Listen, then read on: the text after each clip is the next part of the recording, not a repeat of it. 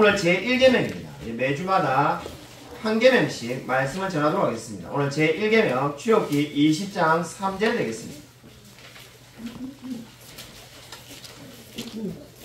구약성경 112면에 있습니다. 구약성경 112쪽 출애굽기 20장 3절 한 절 말씀입니다. 짧기 때문에 두 번을 연속해서 읽도록 하겠습니다. 오늘 설교 제목은 제1계명입니다.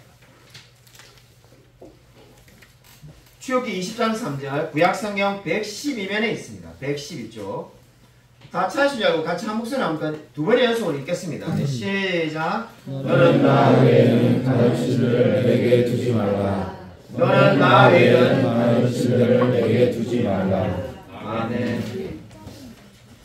얼마 전에 우리 교회 한 성도님하고 이야기를 하다가 우리 교회 성도님께서 이 하나님이 살아 계시다는 것에 대해서 이 좋은 책을 하나 알려달라고 해서 제가 1초의 망설임도 없이 정말 하나님이 존재하시는 분이라는 것에 대해서 내가 읽은 책 가운데 가장 좋은 책은 이 그리스도인 아닌 분이 쓰셨는데 앤토니 플루라는 무신론자의 학자가 쓴 존재하는 신이다라고 말을 한 적이 있습니다.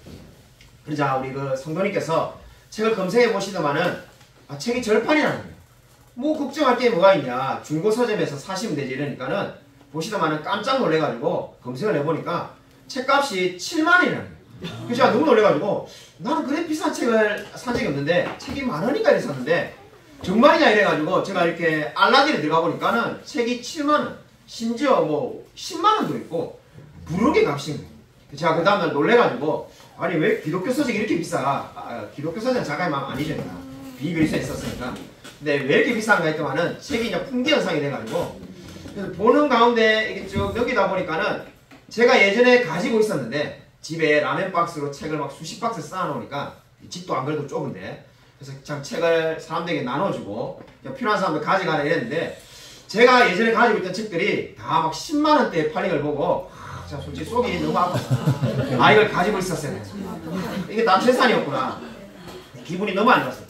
근데 제가 그 이야기를 하려고 하는 것이 아니라 그 제1계명을 설교하는데 아니 목사님 돈 이야기부터 시작하는가 그 이야기를 하려고 하는 게 아니라 앤토니 플루라는 분이 이 존재하는 신이라는 책을 쓰게 된 유래를 말하고자 합니다. 이 미국에서 이 TV 토론이 있었는데 하나님이 진짜 살아계신가 신이 존재하는가에 대한 TV 토론이 있었는데 그 당시에 리버티 신학교 교수였던 게리 하버머스라는 분이 이 기독교를 대표해서 나오시고 무신론의 대표는 바로 이 앤토니 플루가 나왔습니다.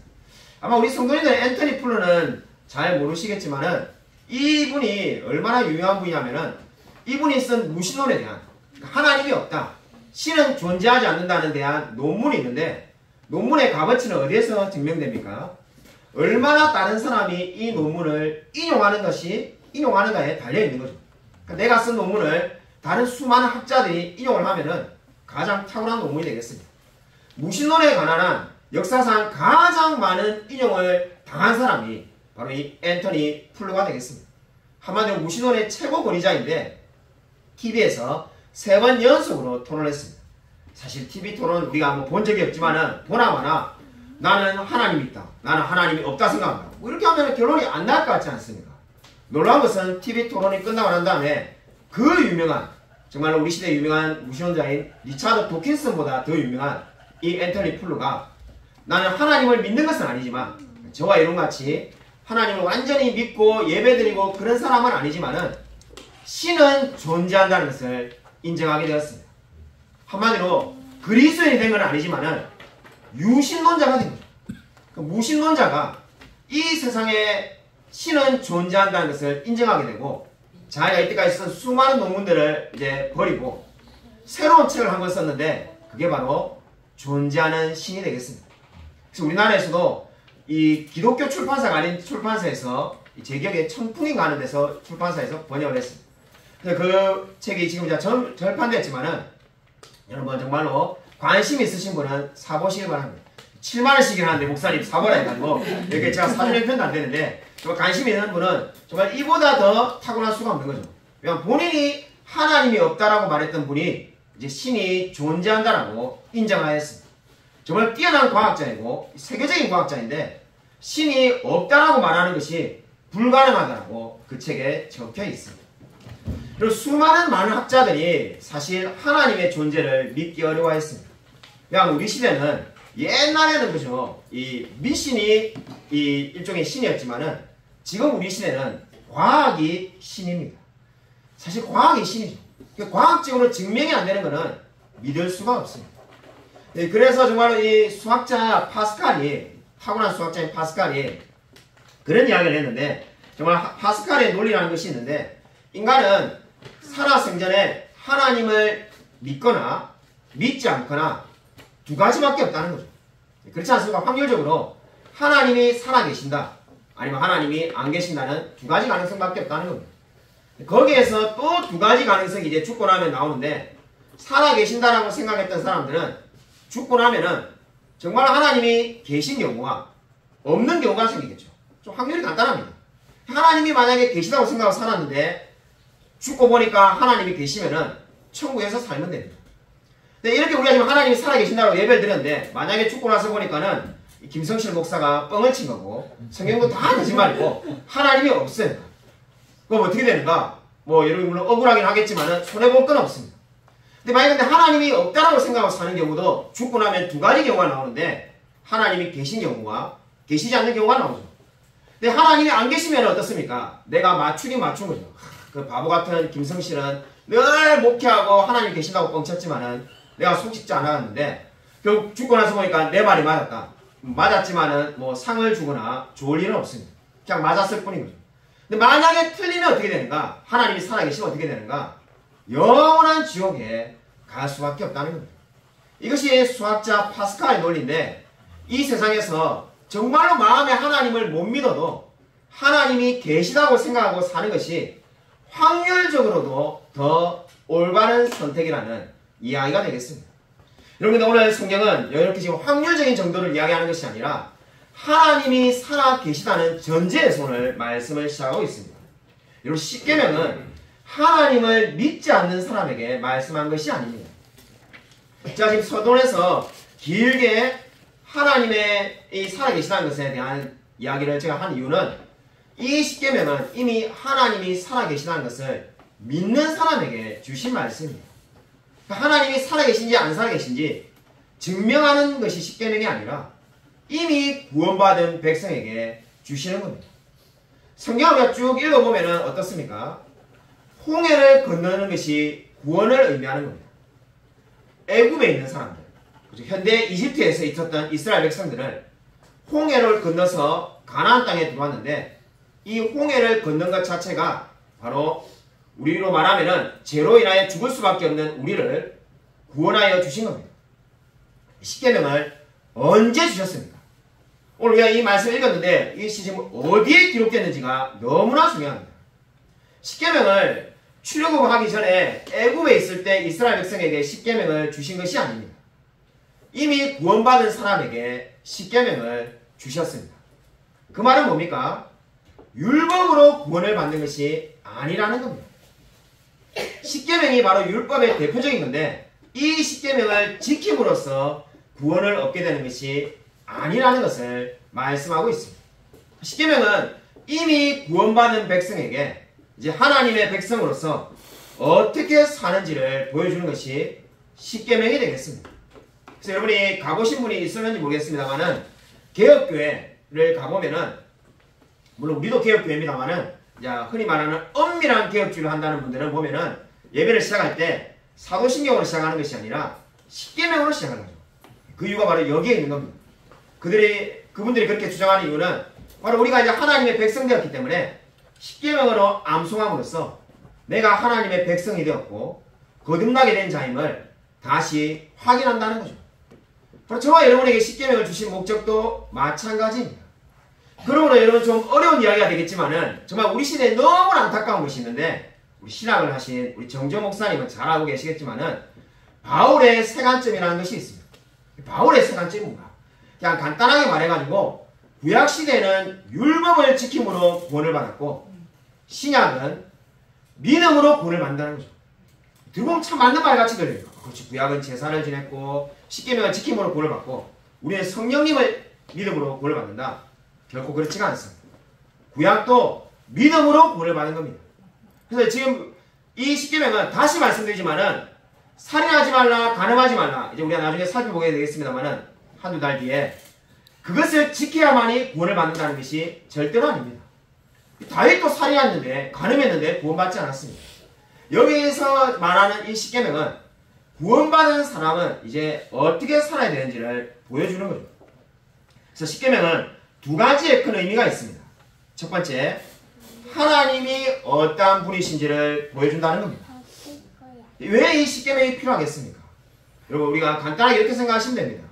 여러분, 회사에 취업하면은 그 직장에 들어온 사람에게 아무것도 가르치지 않고 그냥 책상만 주고 알아서 일하십시오, 이러한 직장은 한 군데도 없을 겁니다. 뭐 사회복지사든 간호사든 어떤 직업이든지 간에 그 직업을 그 일을 준수할 수 있도록 교육을 시켜줍니다. 일종의 매뉴얼을 가르쳐주는 거죠. 그래서 너는 이러이러한 것을 해라, 이렇게 가르쳐줘서 그 사람에게 그 일을 하도록 시킵니다. 마찬가지로 십계명은 그리스도인이 어떠한 사람인지를 보여주는데 바로 하나님이 누군지를 알아야 되지 않겠습니까? 이스라엘 백성이 하나님을 먼저 찾아가지고 하나님을 믿은 것이 아니라 하나님께서 이스라엘 백성을 먼저 찾아오시고 홍해를 건너게 하셔서 구원을 주셨습니다. 그럼 이제 그들에게 요구하는 게 뭡니까? 하나님을 섬겨야 되는데 하나님을 알아야만이 하나님을 섬길 수 있지 않겠습니까? 그래서 이 십계명은 하나님이 어떠한 분이신지를 알게 해줍니다. 두 번째로 십계명은 내가 어떠한 사람인지를 알게 해주는 겁니다. 안타깝게도 많은 분들이 이 율법을 부담스럽다고 합니다. 왜냐하면 이 율법을 들으면은 마치 굉장히 무거운 짐을 지는 것 같다, 이렇게 생각을 합니다. 근데 율법은 어떻습니까? 철로역정에 보면은, 여러분, 철로역정의 그 내용 중에 그 크리스찬이 해석자의 집에 갔을 때 7가지를 보는데 그 중에 뭐가 있었습니까? 어느 방에 들어가니까는 이 방이 이렇게 그냥 괜찮아 보이는데 한 사람이 와서 이게 빗자루 빗질하니까는 먼지가 막 까차게 돼요. 힘들어하는데 그때 물을 뿌리니까는 먼지가 다 씻겨나가죠. 그때 그렇게 막 빗질을 하는 것이 뭡니까? 바로 율법의 역할이 되겠습니다. 하나님의 말씀을 보면은 내가 어떠한 죄인인지를 알게 되는 겁니다. 그 하나님의 말씀을 알기 전에는 내가 괜찮은 사람이라고 생각하다가 이제 말씀을 보고 나니까는 내 속에 안에 있던 죄들이 마치 빗질을 하니까는 먼지가 일어나는 것처럼 제가 일어나게 됩니다. 그럼 그 죄는 어떻게 감당하는가? 바로 물을 끼얹어서 씻게 되는 거죠. 그 물이 성령 하나님을 이야기하는 겁니다. 그 마찬가지로 지금 이 십계명은 이제 오늘부터 우리가 말씀을 보면은 나는 너무나 부족하고 연약한 사람이라는 것을 알게 될 줄로 믿습니다. 여러분, 어거스틴이 이렇게 고백하였습니다. 하나님을 만나기 전에는 내 마음에 그 어떠한 평안함도 없었습니다라고 고백하였습니다. 여러분, 어거스틴이 어떠한 사람이었습니까?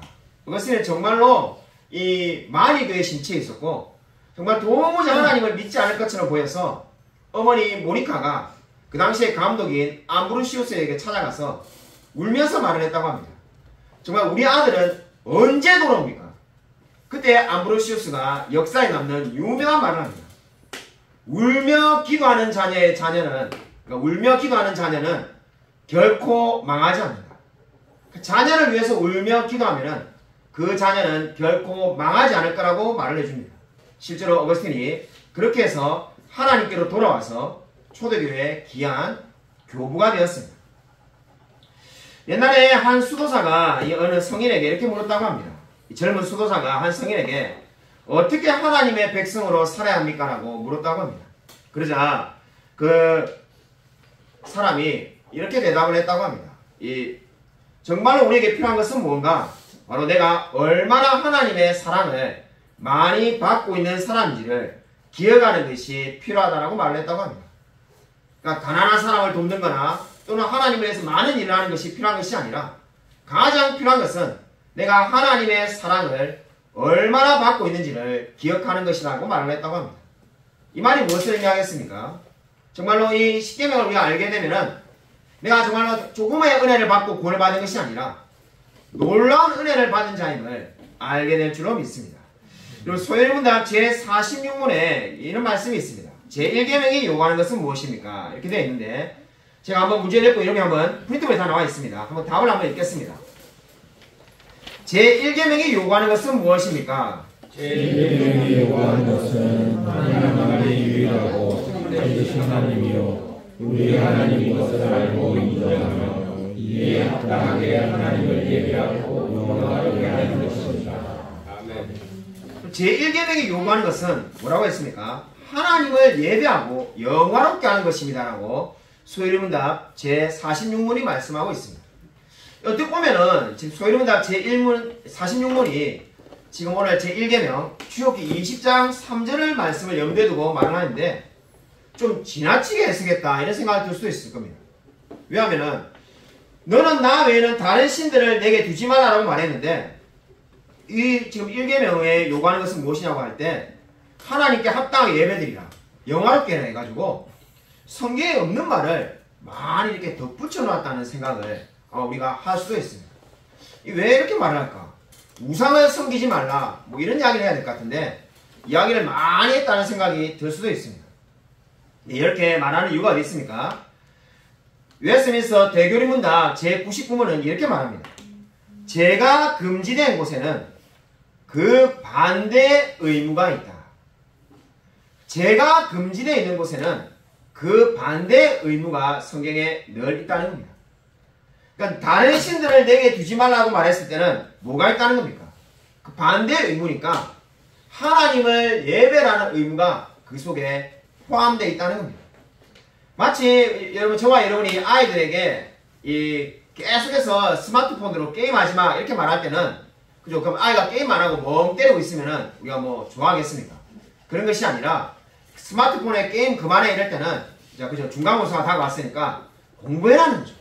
그 말을 못 알아듣고 게임하지 말라니까 게임 안 하고 멍하게 앉아 있으면은 또 한 소리를 듣겠죠. 공부해라고 공부. 그와 마찬가지로 그죠? 이 반대 요구가 이미 그 말 속에 있는 겁니다. 그러니까 게임하지 마라 이럴 때는 공부해란 말이 포함되어 있는 것처럼 지금 다른 신을 내게 두지 말라 할 때는 그럼 나 우상만 섬기면 되는가? 하나님께 예배 안 드리고 나는 가면 이렇게 정치로 안 가고 뭐 이게 절에 안 가고 그렇게만 하면 되나? 그게 아니라 다른 신을 내게 두지 말라는 말은 하나님께 진정으로 예배드리라는 말이 되겠습니다. 그래서 지금 오늘 성경이 어떻게 말을 하고 있습니까? 정말로 하나님께 합당하게 예배드리라고 소교리문답 제46문이 말씀을 하고 있습니다. 여러분 이 역사를 보면은 이 로마 가톨릭은 죄는 손에서 시작한다라고 가르쳤습니다. 모든 죄가 손에서 비롯된다는 거죠. 실제로 역사를 보면 그렇지가 않습니다. 우리가 이 마음에서 죄가 비롯된다는 것을 알 수가 있습니다. 성경은 어떻게 말합니까? 성경은 마태복음 7장 21절 22절에 이렇게 말씀합니다. 사람의 마음에서 나오는 것은 악한 생각, 곧 음란과 도둑질과 살인과 간음과 탐욕과 악독과 속임과 음탕과 질투와 비방과 교만과 우매함이니 언뜻 생각하면 도둑질과 살인이 다 손으로 하니까는 손에서 모든 죄가 나온 것처럼 보이지만은 실제로는 사람의 마음에서부터 모든 죄가 나온다라고 성경은 말씀하고 있습니다.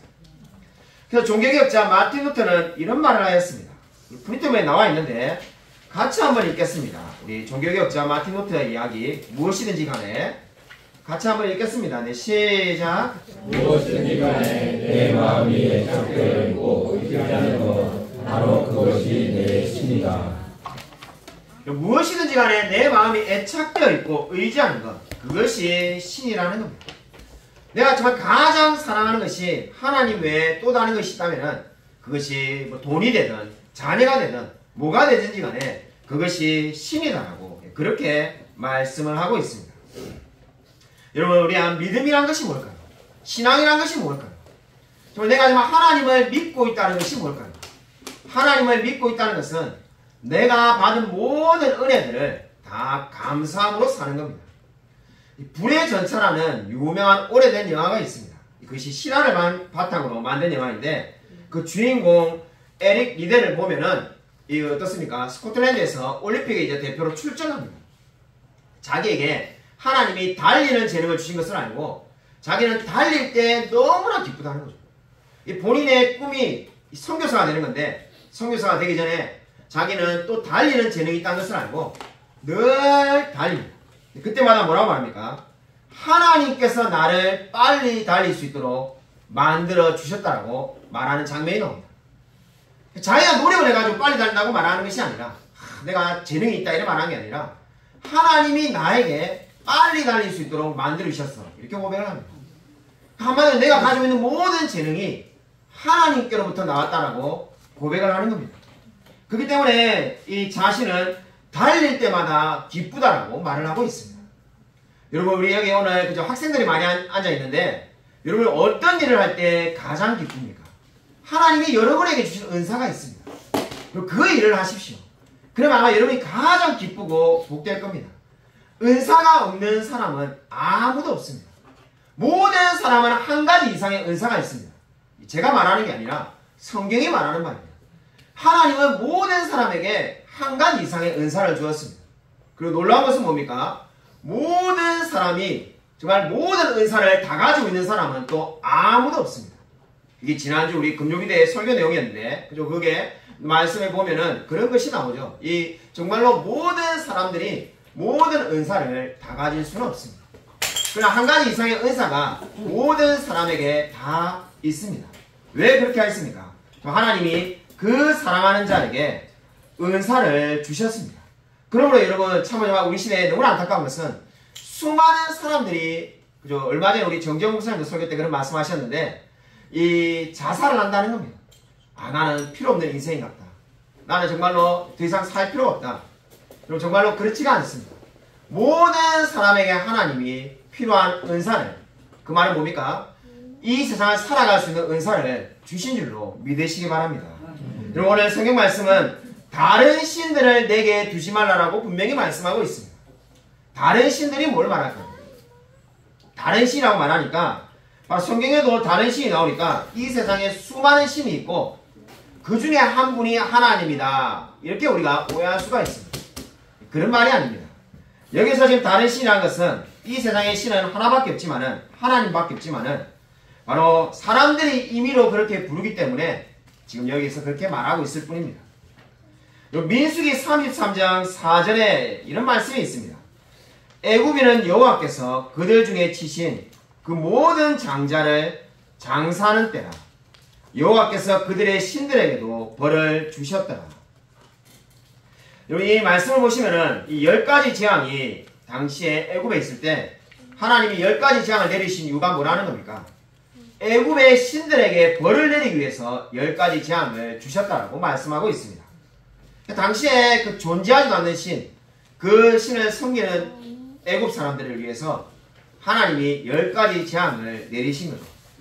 근데 이스라엘 백성이 이제 그 모든 것을 겪고 난 다음에 가나안 땅에 들어가니까 어떻습니까? 가나안 땅에도 또 다른 신들이 있었는데 바알, 아스타롯, 몰렉, 암몬과 같은 많은 신들이 있었습니다. 그러니까 한마디로 이스라엘 역사는 하나님이 아닌 다른 신들을 계속 섬기고 하나님은 그 신을 섬기지 말라고 하는 역사가 되겠습니다. 이 정말 1계명에 대한 싸움이 알고 보면 이스라엘 구약 역사 전체에 있었습니다. 애굽에 있을 때는 애굽의 신들을 팔이라든지 그죠? 그러한 신들을 개구리라든지 그러한 신을 섬기니까 하나님이 10가지 재앙을 주셨고 가나안에 들어가니까는 또 바알과 아스타롯을 섬기고 이 성지순례 가신 분은 알 겁니다. 그 박물관에 가보면은 그죠? 이 막 아스타롯 우상이 얼마나 많은지 이 보다 보면은 똑같은 걸 왜 이렇게 많이 갖다 놨나 싶을 정도로 수많은 우상들이 있습니다. 그뿐만 아니라 사사시대 말기에 어떤 일이 있었습니까? 엘리 대제사장 때 그의 아들 홈니와 비나스가 블레셋과의 전쟁에서 언약궤를 빼앗기게 됩니다. 블레셋 사람들이 언약궤를 빼앗아가서는 자기들이 믿고 있는 신 다곤 신 앞에다가 그 언약궤를 이제 이렇게 갖다 놓았습니다. 다곤 신은 머리는 물고기 모양이고 몸은 사람인 신이었습니다. 근데 그 다음날 잡으려니까 어떤 일이 벌어졌습니까? 그 누구도 오지 않았는데 이 다곤 신의 팔다리가 다 잘려지고 머리는 이 땅바닥에 처박혀가지고 마치 언약궤에 절을 하는 모양처럼 그렇게 되어 있었습니다. 그게 바로 무엇을 의미하겠습니까? 하나님만이 유일한 신이시고 정말 이 세상에 다른 신은 없다는 것을 보여주신 겁니다. 비록 이스라엘이 전쟁에 졌지만은 하나님은 지금도 살아서 역사하시는 분이라는 것을 그 이야기를 통해서 보여주고 있는 겁니다. 그리고 저와 여러분은 얼마나 우리가 하나님이 살아계심을 믿고 살아가고 있습니까? 예배를 드릴 때는 우리가 찬양을 드리고 기도를 하고 우리가 나아가고 있습니다. 근데 우리가 정말로 삶 속에서 월요일부터 토요일까지도 늘 우리가 정말 기도하며 정말 하나님께 찬송을 올려드리며 살아가고 있습니다. 미국의 국공립학교에서 이 기도를 가르쳐야 된다고 주장하는 분들이 있습니다.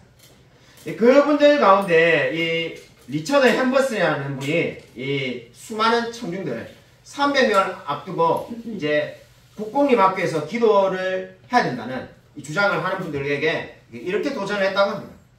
여러분이 늘 입으로는 학교에서 중고등학교에서 기도를 해야 된다라고 말을 하는데 그럼 제가 이렇게 한번 물어보고 싶습니다. 여기서 앉아있는 300명의 우리 학부모님들이 정말 교회 말고 주일날 예배당에서 예배 드릴 때 말고 그 외에 그 어떠한 장소에든지 그 어떠한 시간에서든지 자녀와 함께 기도한 적이 지난주에 있었습니까? 한번 손을 들어보십시오. 그자 그 300명 중에 단 한 명도 손을 못 들었다고 합니다. 이 이야기가 무슨 의미하겠습니까? 이 말은 늘 이제 국공립학교에서 기도해야 된다 말하는데 실제로 삶 속에서 자녀들과 집에서나 아니면 또 다른 데서 정말 아이들과 함께 손을 잡고 기도하고 살고 있지 않다는 거죠.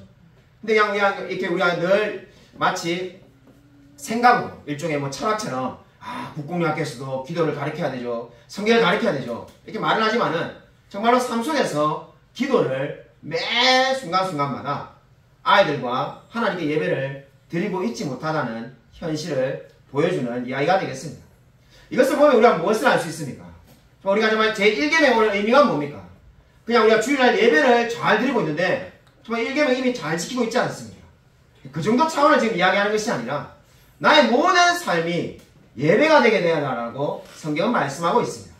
그러니까 나의 모든 삶 가운데 내가 정말로 시간이 나면은 일을 하는 순간 가운데서도 이게 시간이 날 때 휴게소에서 쉬고 있을 때 또는 휴식 시간에 쉬고 있을 때 내가 정말 잠깐이라도 5분이라도 기도를 하고 내가 정말 자기 전에 하나님께 기도하고 우리 자녀를 위해서 정말로 머리에 손을 얹어서 기도하고 그렇게 살아가는 것이 뭐라는 겁니까? 정말로 하나님이 살아 계시다는 것을 인정하고 선포하는 일이라고 말씀하고 있습니다. 여러분 정말로 하나님이 살아서 역사하심을 믿으시기 바랍니다. 여러분 저는 최근에 예전에는 제가 개척하고 제가 정말로 한 번도 이 헌금에 대해서 설교한 적이 없습니다. 그거를 솔직히 지금 생각해보면은 참으로 후회가 많이 되는데 제가 오히려 자랑스럽게 생각한 적도 있었습니다. 나는 그렇게 설교하지 않는 좀 일종의 젠틀한 목사야. 그뿐만 아니라 제가 우리 교회는 초창기에 몇 번 특별 새벽기도 이런 거 몇 번 했습니다만은 그렇게 하지 않았습니다. 사실 제가 이게 막 이렇게 다그치면서 하라는 거는 제 관점에서는 여러분은 다르게 느낄 수 있는가 모르겠는데 사실 별로 거의 푸시하지 않습니다. 우리 친구 지인들 보니까는 막 엄청나게 푸시를 많이 하더라고요. 이게 금요기도 안 오면 왜 안 오냐고 하고 새벽기도 빠지면 나와야 된다고 막 계속 푸시하는데 사실 저는 좋게 말하면은 그저 자유방임이고 나쁘게 말하면은 그저 이렇게 방관이고 그 정도 사이 어디에 있을 것 같습니다. 제가 곰곰이 요즘 많은 생각을 해보는데 참으로 내가 더 많이 사람들에게 적극적으로 하라고 말을 했어야 된다는 생각을 하게 됩니다. 이 헌금 설교도 제가 아는 한 우리 교회에서 헌금 설교 딱 한 번 있었는데 우리 아버지가 소천했을 때 우리 장로님이 대신 설교했을 때 너무나 답답한 마음에 제가 그렇게 주제를 부탁하지도 않았는데 막 헌금해야 된다라고 막 말했던 게 7년 전에 했던 설교가 마지막이고 저는 한 번도 그런 것을 말하지 않았습니다. 그런 걸 제가 잘하고 있다고 생각했는데 그것이 아니라는 생각을 요즘 많이 하고 있습니다. 왜냐하면은 배우지 않으면은 지금 여기 학생들도 많이 있는데 그걸 들어보지 않으면은 어떻게 되겠습니까? 그거를 실천하면 살 수가 없는 거예요. 실제 우리 교회 성도님들이 자기 직장의 동료들을 보니까는 11조 하는 교회는 거의 없고 주일 성수도 잘 안 하고 수요일 예배나 금요일에 가는 사람은 정말 없고 이렇다고 말을 하는데 그게 왜 그렇게 됐는가? 목사님들이 다 저처럼 그죠? 뭐좀 이렇게 젠틀해지가지고 옛날 목사님들은 다 막 이렇게 막 해라고 하는데 안 하는 거를 굉장히 훌륭하게 생각해가지고 근데 말을 하지 않으면 어떻게 되겠습니까? 누군가는 가르치는 사람이 있어야지 배우지 않겠습니까? 학생들은 어릴 때부터 늘 그렇게 잘하니까 이게 옳은 거라고 생각했구나 하는 생각을 하게 되었습니다. 제가 지금 이게 제 자신에게 적용을 하고 있는 겁니다. 제가 정말 이 1계명이 말하는 것처럼 하나님이 살아계신다는 것을 믿으면은 이렇게 살아야 된다는 것이 바로 10계명인데 내가 그것을 더 적극적으로 더 열심히 가르쳤어야 되구나라는 생각을 요즘 많이 하고 있습니다. 저와 여러분이 정말 이 10계명을 믿는다는 것이 무엇을 의미하는 겁니까? 우리가 정말 놀라운 은혜를 받은 자입니다. 10계명은 억지로 지금 지키라 이런 말씀이 아닙니다. 우리 시대에 너무나 안타깝게도 제가 어렸을 때 구원파가 있었는데 저 어렸을 때 정말 교회 가는 길에도 구원파를 만나고 학교 가는 길에도 구원파를 만나고 구원파가 너는 매월 며칠날 구원을 받았느냐 모르겠는데요. 그래 봐라 너는 가짜야 막 이렇게 말하는 분들이 있었는데 우리 시대도 구원파가 솔직히 향남에도 있습니다. 이 정말 존재할 거라고는 정말 꿈에도 생각하지 못했습니다. 그때도 있었고 지금도 있는데 왜 계속 구원파가 저는 존재할까? 저는 그렇게 믿습니다. 왜 그렇게 믿는가? 우리가 율법을 싫어하는 마음을 가지고 있기 때문입니다. 하나님의 말씀을 마치 이사야에서 나오는 것처럼 이사야에 보면은 하나님의 말씀은 무거운 짐이다라는 말씀이 있습니다. 제가 좀 다르게 번역했는데 우리나라 표현은 다르게 됐고 원어를 직역한 겁니다. 그래서 하나님의 말씀이 그냥 무거운 짐처럼 느껴진다는 거죠. 설교를 듣고 하나님의 말씀 읽어보면은 그냥 막 괴롭다는 거죠. 그래서 이스라엘 백성이 이제 망하게 되는데 성경 결코 하나님의 말씀을 그렇게 말하지 않습니다. 우리 시대에 많은 사람들이 율법을 싫어합니다. 근데 구원파의 특징이 뭡니까? 한마디로 요약을 하면은 율법 폐기론자입니다. 율법은 없다는 거죠. 그냥 복음만 중요하고 율법은 필요 없다는 것이 구원파 주장의 핵심입니다. 왜 수많은 사람들이 구원파에 넘어가는가 미혹에 나는 율법이 너무나 싫은데 그들이 내가 듣고 싶은 말을 해주지 않습니까? 그래서 수많은 사람들이 구원파, 유병헌파 또는 박옥수, 이초석 그런데 계속 넘어가는 이유가 내가 율법을 사랑하지 않으니까 그들의 말에 미혹이 되는 겁니다. 그래서 끊임없이 제가 어렸을 때도 이초석 집회에 가가지고 우리 옆집 할머니가 이 안경을 집어던지고 왔다면서 자기 평생에 안경을 다시 안 낄 거라 했는데 그 다음날 안경점 가서 안경 사고 그랬었는데 그런 일이 지금도 계속 반복적으로 일어나지 않습니까? 근데 그렇게 되는 이유가 뭐냐? 율법을 사랑하지 않는다는 겁니다. 여러분 제가 프린터에 적어놓지 않았는데 하나 찾기 위해서 야고보서 1장을 한번 찾아보시기 바랍니다. 야고보서 1장 26절. 자, 일부러 프린터에 넣지 않았습니다. 너무 프린터에 다 적어주니까는 예배 시간에 성경을 단 한 번도 찾지 않고 예배를 마치는 경우가 있는 것 같아서 가급적이면 한 번을 찾겠습니다. 그러다 보니까 우리 성경을 들고 올 필요도 없고 펼쳐볼 필요도 없고 야고보서 1장 25절입니다. 26절이 아니고 25절입니다.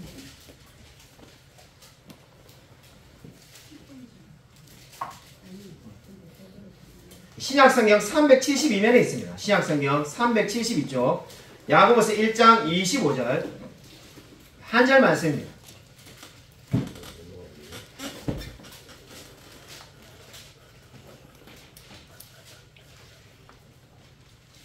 야고보서 1장 25절 372면입니다.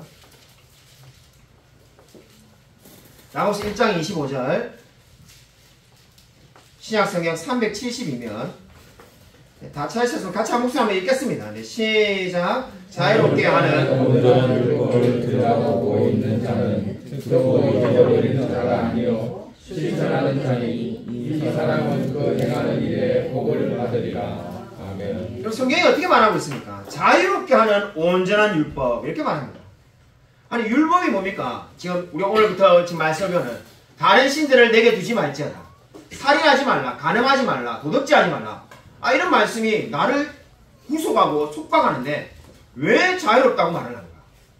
말씀이 너무나 어렵죠. 제가 예전에 야고보서 공부할 때 정말 이 말씀이 너무나 이해하기 어려웠습니다. 아니 이게 우리가 간단하게 생각해서 자유라는 것은 프리덤이니까 내 마음대로 하는 게 자유고 뭔가 규칙이 하나 생길 때마다 나는 속박을 당하는데 그죠? 여러분 예를 들면 여기서부터 아침 8시부터 저녁 5시까지 무조건 여기 앉아있으세요. 그게 이제 이미 속박이잖아요. 근데 어떻게 자유롭다고 할 수가 있는가?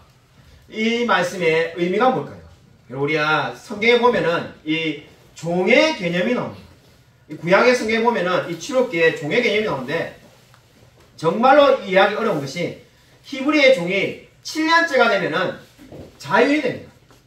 정말 이 영원히 종으로 있는 것이 아니라 자유인이 되는데 거기에 놀라운 말씀이 어떻게 있습니까? 만약에 영원히 종이 되고자 하는 자가 있다면은 귀에 구멍을 뚫고 영원히 그 상전을 사랑해서 종이 되겠다는 거죠. 세상에 어느 바보가 자유인으로 살지 종으로 되겠는가? 우리가 그렇게 생각할 수 있는데 그게 바로 뭡니까? 저와 여러분인 겁니다. 저와 여러분이 이제 하나님의 종으로 살겠다고. 로마서 1장에 나오는 그리스도의 종 바울이라는 그 말의 종의 의미가 그 의미가 되겠습니다. 정말 나는 이제 그리스도의 종으로서 스스로 종이 되고자 스스로 그리스도께 매인자가 되어서 살겠다는 겁니다. 이제 그래서 나는 자유롭게 아무 일이나 하고 살 수 있지만은 그렇게 사는 것이 아니라 나는 그리스도께 매인자로 살 거야. 그래서 평생을 그리스도의 종으로 살게라고 말하는 사람이 바로 그 말씀의 의미입니다. 그들이 그런데 뭘 말하는가? 자유롭게 하는 온전한 율법. 바로 이 온 하나님의 말씀을 내가 지키지만은 나는 자유롭다고 느끼는 거죠. 역사에 실제로 일어난 이야기를 여러분에게 말씀을 드리겠습니다. 1850년에 미국의 골드러시 기간에 캘리포니아에 가서 부자가 되었던 한 영국인이 있습니다. 영국인이 어느 날 이 뉴올리언즈에서 이 흑인들 경매하는 시장에 가서 보니까는 한 이 젊고 이쁜 이 흑인 여자가 경매에 팔리는. 그래서 그전까지 이 사람이 그런 것에 관심이 없었는데 갑자기 안타깝다는 마음이 들었습니다. 그래서 이 영국의 이 부자의 이 사람이 어떻게 제안했냐면은 누가 값을 얼마를 부든지 간에 상관없이 저는 무조건 2배를 내겠습니다. 그저 이 일하시는 사람들이 이해가 안 가가지고 아니 이 흑인을 사는데 이렇게 돈을 많이 낸 사람이 없었는데 진짜냐니까 제가 돈을 보여주면서 옆에서 지금 누가 얼마를 부르시든 간에 나는 무조건 배를 내겠습니다. 그래서 그 여인을 샀습니다. 그러니까 여인이 보나마나 자기를 뭐 이렇게 강간하고 이제 뭐 이렇게 노예로 부릴까 생각해서 얼굴에 만나자마자 얼굴에 침을 뱉었습니다. 그런데 이 사람이 하는 것은 증서를 써주면서 당신은 자유인이고 자유의 몸이 되나 이렇게 말하였습니다. 그 말을 믿지 못하였습니다. 이 흑인 노예가 분명히 이거는 뭐 사기라 생각하고 그럴 바에 돈을 왜 드느냐니까는 나는 정말로 당신을 자유의 몸에 되게 하기 위해서 당신을 샀습니다. 이렇게 말한 거죠. 그저 이 여인이 감동을 받아가지고 이 사람에게 이렇게 말을 했다고 합니다. 나에게 이제 자유가 있는데 나는 영원히 노예로서 당신을 섬기고 싶습니다. 그렇게 할 수 있도록 부탁을 드립니다. 그래서 정말로 그렇게 살았다고 합니다. 이 아이가 바로 뭡니까? 성경이 말하는 자유롭게 선택한 종이 되겠습니다. 성경에 나오는 모든 종, 여러분 로마서나 또는 에베소서에 나오는 바울이 고백하는 종의 개념은 정말 우리가 억지로, 그죠? 이 억지로 하기 싫은데 하는 그 종이 아니라 자원한 종을 이야기하는 겁니다. 바로 율법이 오늘 그렇게 말씀하고 있습니다. 우리가 지금 하나님의 말씀을 믿기 전에는, 내가 구원받기 전에는 이 율법은 우리를 정지하는 역할을 합니다. 그래서 우리로 하여금 정말로 지옥에 갈 수밖에 없는 죄인으로 만듭니다. 그러나 우리가 하나님을 만나고 난 다음에는 이 율법은 어떻습니까? 우리를 놀랍게도 자유롭게 만듭니다. 나는 오늘 매주마다 내가 주일날 예배를 드리러 나오는데 그저 안식일을 거룩히 지키라는 4계명의 말씀이지 않습니까? 그 안식일이 이제 주일로 바뀌었는데 신약에서 저와 여러분이 지금 늘 4계명을 지키며 살지 않습니까? 근데 혹시 우리 가운데 주일날 아침에 오는데 교회 가기가 너무 싫은데 나 마치 죽기보다 싫은데 이렇게 억지로 오는 분이 있습니까? 그죠? 우리 억지로 오는 학생들이 있다는 들었는데 근데 좀 아직까지 어려서 그렇고 아마 우리 어린 성도님 중에 그런 사람은 없을 겁니다. 우리 학생들도 이제 신앙이 빨리 생겨가지고 변화돼야 되는데 이 억지로 지금 나오는 사람이 누가 있겠습니까? 안 오면 되는 거죠. 근데 우리가 너무나 자유롭게 나오시는데 내가 나오는데 여러분이 이 율법 괴롭다. 왜 안식을 그렇게 지키라고 했을까? 없었으면 좋았을걸. 이렇게 생각하는 사람 아무도 없습니다. 그것이 바로 뭡니까? 자유롭게 하는 율법이라는 거죠. 안식을 거룩히 지키라는 말이 분명히 있는데 저와 여러분이 그것 때문에 막 괴롭거나 힘들거나 정말 죽을 만한 고통스럽거나 그렇지가 않습니다. 그 말씀이 오히려 사랑스럽게 여겨지죠. 내 부모를 공경해라. 살인하지 말라. 간음하지 말라. 도둑질하지 말라. 마찬가지입니다. 그 모든 계명이 어떻습니까? 우리로 하여금 오히려 자유롭게 하나님을 섬기고 순종하도록 만드는 겁니다. 이것이 바로 10계명이 저와 여러분에게 주시는 귀한 영적인 교훈이 되겠습니다. 여러분 오늘 이 말씀들을 믿으시기 바랍니다. 여러분 정말로 하나님이 지금도 살아서 역사하는 분이신 줄로 믿으시기 바랍니다. 여러분 고린도전서 8장 5절 6절 말씀 한번 읽겠습니다. 제가 좋아하는 말씀인데 여러분 고린도전서 8장 5절 6절 프린트물에 나와 있습니다. 우리 찾으시라고 하니까 막 또 찾으시는데 안 찾으셔도 됩니다. 프린트물 고린도전서 8장 5절 6절 같이 한번 읽겠습니다. 네, 시작. 비록 하늘이나 땅이나 신이나 불리는 자가 있어 많은 신과 많은 주가 있으나 그러나 우리에게는 한 하나님 곧 아버지가 계시니 만물이 그에게서 났고 우리도 그를 위하여 있고 또한 한 주 예수 그리스도께서 계시니 만물이 그로 말미암고 우리도 그로 말미암아 있느니라. 아멘. 네, 오늘 성경 분명히 뭐라고 말씀하십니까? 정말 많은 신과 많은 주가 있으니 그러나 한 하나님 곧 아버지가 계시니 바로 만물이 그에게서 났고 우리도 그로 말미암아 있고 또한 우리가 어떻게 된다는 겁니까? 정말 그 모든 만물들이 그리스도로 말미암아 났다라고 그렇게 말씀하고 있습니다. 여러분 이 말씀은 정말 믿으시기 바랍니다. 하나님은 지금도 살아서 역사하는 분인 줄로 믿으시기 바랍니다. 여러분 우리가 하나님이 살아계시다는 것은 그냥 단순히 여러분 하나님이 살아계시면 믿습니까? 이런 말하면은 여러분 어떻게 우리가 말합니까? 아마 여러분 다 아멘이라고 말할 겁니다. 물론 이제 여기 이 가운데 우리 뭐 학생들이나 또는 믿음이 아직 자리 잡지 못한 분 중에 나는 솔직히 말하면은 아직까지도 아리까리해 뭐 이렇게 생각할 수도 있습니다. 그러니까 여기에서 오늘 1계명이 말하는 것은 여러분 정말 단순히 하나님을 믿습니까? 라고 해가지고 아멘이라고 말하는 것으로 끝나는 정도가 아니라 정말 우리의 삶의 어떠한 결정과 선택 가운데서 하나님이 살아계신 것을 믿는 자로서 살라는 의미가 되겠습니다. 정말 마지막으로 제가 정말로 하나님이 없는 것처럼 제가 정말로 괴로웠던 적이 있었는데 제가 그때 정말 참 많이 얘기했던 모습을 제가 이 말씀을 준비하면서 떠올리게 되었습니다. 자, 이 9년 전에 이제 벌써 9년이 지났는데 2015년에 제가 우리 여기 향남에 개척하기 전에 서울에 영광교회 있을 때 개척을 하러 내려오기로 결정이 되어 있으니까 근심 걱정이 너무나 많았을 때 뭐 사람도 없고 그죠 이 돈도 없고 그죠 예전에 야구에 우리 김홍영 감독이 그죠 이 종렬이도 없고 종범이도 없다 이렇게 막 하는데 정말 저도 맨날 사람도 없고 돈도 없고 정말 아무것도 없어요. 그러니까 내려오면 친구도 없고 이 정말 이거 뭘 어떻게 해야 될지 생각하니까 막 우울함이 막 극도로 몰려. 그래서 이 서울에 있는데 향남에 내려오는 게 너무나 두려워. 개척을 막상 하기로 했지만은 제가 향남에 아무 연고가 없는데 야 정말 미쳤었는가 왜 그렇게 결정했을까 왜 그렇게 적어냈지. 근데 그 당시에는 교회가 혼을 안 해준다고 말할 때였는데 돈도 하나도 없고 내려오면 뭐 어떻게 해야 될지 아무 대책이 없는데 그래가지고 막 생각하니까는 뭐 이게 두려움과 공포감이 막 물밀듯이 몰려왔어. 자고 일하면은 공포가 늘 이 배로 걱정 의심이 배로 증가할 때였는데 어느 날 주일 오예배를 마치고 집에 정말 힘없이 이 녹번동에서 저 연신내역까지 우리 집까지 터벅터벅 걸어가는데 뒤에서 한 나이 많은 그 당시 60대 이 집사님이 뒤따라오더만은 같이 걸어가게 됐어요. 걸어가는데 그 집사님이 소문 들었다면서 목사님 저 뭐 경기도 어디 가서 개척하신다면서요. 저 힘이 없이 막 죽어가는 목소리로 이래 했어요. 그자 그분이 또 막 뭐 이렇게 어떻게 하시냐고 물어볼 때 제가 아무 대책이 없으니까 뭐 그냥 말하는 게 힘이 없어가지고 귀찮다는 듯이 그냥 뭐 이렇게 어떻게 하고 있습니다. 막 목소리 자꾸 기어들어갑니다. 막 하도 그 당시에 제일 많이 들었던 이야기가 개척한다 이러면은 제일 많이 듣는 이야기가 글쎄 이래가지고 제가 제일 많이 듣는 이야기가 글쎄였어요.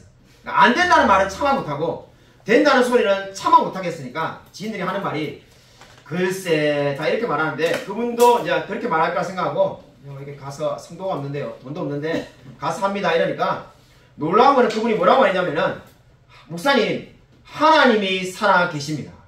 저 그때 얼마나 깜짝 놀랐던지 하나님이 살아 계십니다 이렇게 말하는 거예요. 제가 너무나 충격을 받아가지고 그때 막 제가 머리에 막 전율이 났어요. 머리털이 막 다 서고 하나님이 살아계십니다 이래 말하는데 아니 하나님이 살아계신 것을 그 집사님이 잘 알겠습니까? 목사님 제가 뭐 더 잘 알면 잘 알지 왜 모르겠습니까? 근데 하나님이 전혀 살아계시다는 생각이 안 들고 마치 하나님이 죽은 것처럼 기가 팍 죽어 사는데 그 집사님께서 하나님이 살아계십니다. 목사님 걱정하지 마십시오.